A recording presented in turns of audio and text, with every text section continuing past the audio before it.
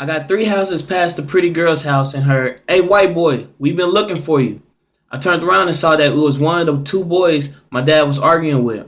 I started walking backwards just in case he tried to run up on me until I bumped into something. I then turned around and it was the other kid. He pushed me to the ground and the only thing I could do was get in a fetal position while they both started kicking me. At this point, I was sure that I was about to die because not only were they kicking me, they was punching me in my head and in my fractured ribs. While getting beat up, once again, I said a prayer in hopes that God would allow me in his kingdom because I knew I was done for. Literally right after I said, "In Jesus' name, amen," I heard a loud crack sound. The sound was more like a baseball bat or two poles slamming against each other. Bam! One of the guys fell face first right in front of me and started snoring, while the other guy started yelling, "Please stop, please." I then turned around to see the pretty girl with long hair, blue eyes, and long pretty legs beating him with a bat. She hit him 3 more times and told him to get his friend and that they better not touch me again. As the kid got to his feet, he said, "Fuck you, you crazy bitch." Then simultaneously, she struck him in the head, and just like his friend, he fell face first to the ground and started snoring. I couldn't believe what just happened, but before I could say anything, she grabbed me and said, "Hurry, let's run to my house before the cops come." When we got to her house, I reached for her doorknob and she yells out, "No." I then pulled back and said, "Sorry, I thought you wanted us to go into the house." She replied, "You're fine. My parents just don't like for me to have company." So we sat on the porch and began to talk to each other. Her name is Lauren Post, and she also is an 8th grader, but goes to Urban Middle School. I asked her if she goes to Urban, why do I always see her at times that she should be in school? Because Urban starts 30 minutes before Smith Hill. But before she could reply, we heard police sirens. She then looked at me and said, "If they ask us anything, we're going to tell them that we just got here." I was so nervous at this point, and she could tell, so instead she told me to hide under her porch until they left the block. Looking between the cracks, I saw the police approaching, and I could feel the sweat coming out of my pores. "Excuse me, miss," said the officer. "Did you witness what happened here?" "No," replied Lauren. "My mom just dropped me off and went back to work." "Well, if your mom's at work, why aren't you at school?" asked the officer. "My grandmother is sick," said Lauren, "and I'm taking care of her since my mom has to work." "Well, may we speak with your grandmother?" asked the officer. "I just said she is sick. Did you not hear me, officer?" said Lauren. "Young lady, we can just go speak with her if she can't get up," replied the officer. "Do you have a warrant?" said Lauren. When Lauren said that, the stare down between her and the officer could be compared to two heavyweights eyeing each other down before the big fight. The officer then said, "We'll just try again later." "Make sure you have that warrant," replied Lauren. When the coast was clear, I got from under the porch and thanked Lauren, but started running to school because I was already 5 minutes late. I literally got half a block away and I saw my mom turn the corner. I was confused because she has no reason being in this neighborhood because every morning she leaves the opposite way and comes back home the same way as well. When she saw me, she pulled up on me and asked, what was I doing? I told her that I was running to school because I was already late, thinking that she would give me a ride, but she simply said, "Well, hurry up and get there."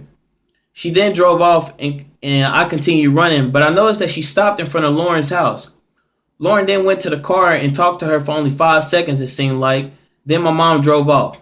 How do they know each other was the first thought that came to my mind, but I would just wait and ask her after school. When I finally got to school, I saw that it was a crowd of people outside, and I even saw my class. When I got to the building, I asked Tasha what was going on. She said that it was early parent-teacher conference and that I needed to go check in with Miss Lindsay. As I went through the crowd, I noticed that there was another white person in the school, but he was a teacher. I was about to go introduce myself until I heard Miss Lindsay calling my name. I then turned around and I almost fainted. Miss Lindsay was standing right next to my mom. I just shook my head and wondered if my day could get any worse. Plus, my mom can barely stand straight up.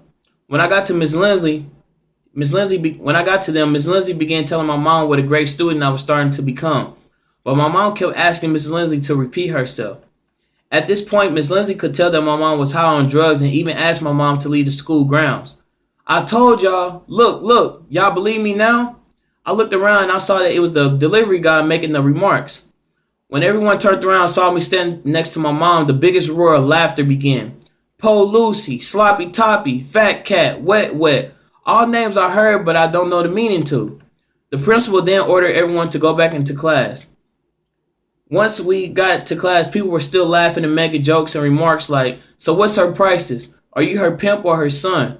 Do she get loose on Goose? Tommy, I might be your daddy. Then out of nowhere, Tasha yells out, at least his mama got money and actually comes to support him. Where was y'all mamas at? Then someone yelled out, at least my mama don't suck dick. Which then caused another burst of laughter from the whole class, and not even Miss Lindsay could stop the class from laughing. Today was the worst day of class, and when the bell finally rang, I was relieved and ready to leave. When I walked out the classroom, I noticed that there were pictures up and down the hallways on every locker. As I got closer to see the pictures, I just broke down in tears. As the other classes let out, students noticed the pictures as well and surrounded me with laughters and jokes. The pictures were of my mom naked on a pole giving lap dances in sexual relation to strange guys. The school security guard came through the crowd, picked me up, and walked me outside. When we got outside, the security guard told me to keep my head up and have faith in God that things will get better. That walk home was the longest. At this point, I no longer cared about life. I did not even take the long route back home. I went through Kirkside, hoping that the Bloods was outside so they could just kill me. I knew my mom did drugs, but not everything those pictures displayed. When I finally got to Kirkside, the Bloods were outside, and for the first time I was happy to see them. I stayed on the same side of the street as them so they could just get straight to it. When I got close, one of them yelled out, "Hey, white boy, I ain't seen you in a while. Come here so I can test out my left hook." As they got closer, I just began to pray again, asking God to allow me in his kingdom. Then out of nowhere, someone shouted, "Hey, Blood, he good." "You talking about the white boy?" "Yeah, Blood, let him be." I turned around and saw Tyrone. "What's good, my nigga?" Tyrone said to me. But again, I gave him a blank stare. He then laughed and said, "Go home, bro, and from now on you can take the faster route to school. They won't be messing with you no more. Ain't that right, fellas?" Yeah, he good," said the Bloods. When I got home, my mom was there, but instead of looking like she had been on drugs, she looked as if she'd been crying all day. "Tommy, I'm sorry for embarrassing you today. Miss Lindsay called me and told me everything. Please forgive me." I couldn't do anything but just look at her and just go to my room. When I got to my room, I ate a slice of pizza and went to sleep since I couldn't watch cartoons because my TV was in the living room now. It was 2 a.m. and I was still awake. I just kept thinking how school was going to be the next day. Then out of nowhere, I heard rocks hitting my bedroom window. When I got up to look, I saw that it was Lauren jumping up and down. I ran downstairs and opened the back door and asked what was she doing this late at night. She then ran up and pushed me out the way and slammed the door behind her. "Where's your room?" she asked. "Upstairs, first door to the right." "But why?" She then ran upstairs to my room and slammed the door. At this point, I'm very confused but glad my parents were in their room. When I got to my room, Lauren was breathing fast as if she just got done running a 10-mile marathon, and she was sweating as if she just left the sauna. "Do you have any food?" asked Lauren. "Yes." "Do you have any food?" asked Lauren. "Yes, I have some pizza that I've been saving." Lauren then took the box and scarfed down 5 slices of pizza within 20 seconds. "Not to be mean, Lauren, but that's all the food I have. I was counting on that to last me a few weeks." While eating her 6 slices of pizza, she digs into her pocket and pulls out a fistful of $100 bills. I never seen so much money in my life, only on TV. I then asked her where did she get the money from. She then said, "Do you want the money or not?" Okay, I replied. "But what's wrong though? Are you okay?" "I just need to crash here a few days," she replied. "Is that okay with you?" Hey, my parents are either gone or high most of the day, so as long as you're in my room, you're fine. But now that I think about it though, how do you know my mom? "Who is your mom?" asked Lauren. "Her name is Mary Carter." "I don't know a Mary Carter," said Lauren. "I saw you guys talking earlier when she pulled up in front of your house." "Oh, you talking about Po Lucy?" With a disgusted look on my face, I said, "Yes, that's her." "I'm going to kill that bitch," yelled Lauren. "She is the reason why I'm here. She knows not to come to my house." When Lauren said that she wanted to kill her, I wanted to tell Lauren to be my guest, especially after what she pulled today. But instead, I simply asked why. "I don't want to talk about it," said Lauren. "I just want to go to sleep." That night, I made a pallet on the floor and Lauren slept on my bed.